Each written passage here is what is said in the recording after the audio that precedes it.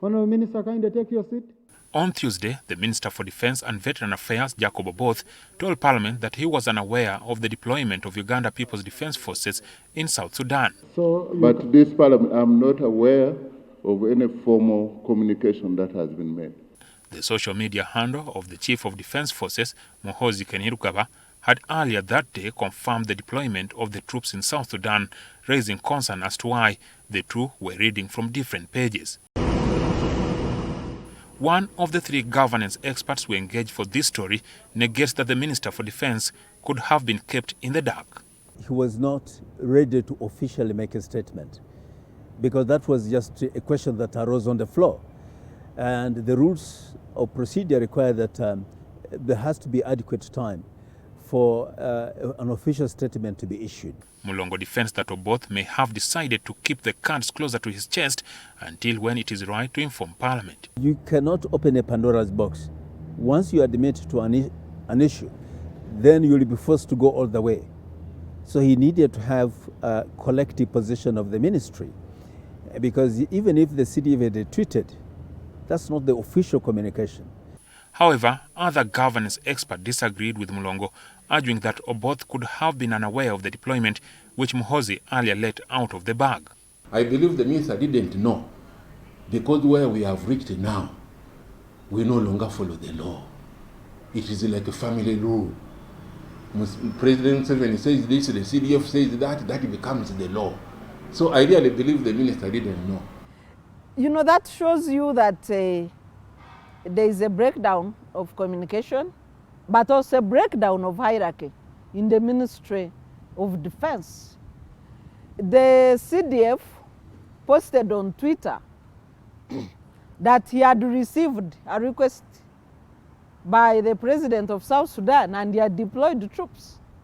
It means that he follows no protocol. He's not answerable to his political supervisors. There is a clash between the experts on whether the Constitution and the UPDF Act require the express approval of Parliament before the deployment of the forces abroad for either peacekeeping or enforcement. If it is a peacekeeping, meaning contributing to a multilateral deployment, requires actual leave of Parliament, but not when it is bilateral, like the case of this one. The deployment is under existing bilateral agreement between Uganda and South Sudan. Those of the view that the law requires prior approval of Parliament said the framers of the law deemed the provisions necessary for accountability. First, before the deployment is made, there must be a special agreement by the minister. So the minister must be there right at the beginning. If there is some soldier sending out tweets saying that the minister is supposed to not for his role is just to be in Parliament and not be involved in operational affairs, that is wrong. Purpose for which these resources are deployed should be understandable by the representatives of the people, because the UPDF is answerable to the people and answerable to Parliament. So it's necessary that there is prior authorization. The opponents of the deployment of the forces without prior approval of the House argue that there are safeguards under which the same information could have been brought to the attention of Parliament.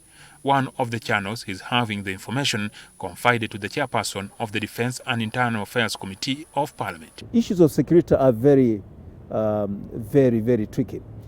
When you consult Parliament prior to deployment, how do you guarantee the security of information and the security of the forces?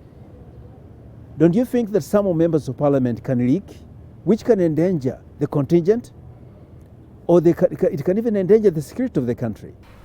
Yes, the minister can say, I want to say this, what I want to say should be in camera. The rules of the House allow. Then everybody is sent out, everybody, and you journalists are sent out, everybody, the things are closed. Then the minister addresses the Parliament itself. So there is nothing so that those funny ideas that you see, he didn't want to disclose this and so on. There is a method by which he can do so without everybody knowing. It has become a norm in the recent past for the government to notify Parliament after the troops have long been deployed.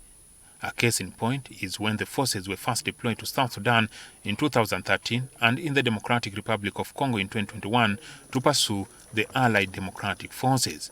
Jackson Onyango, NTV.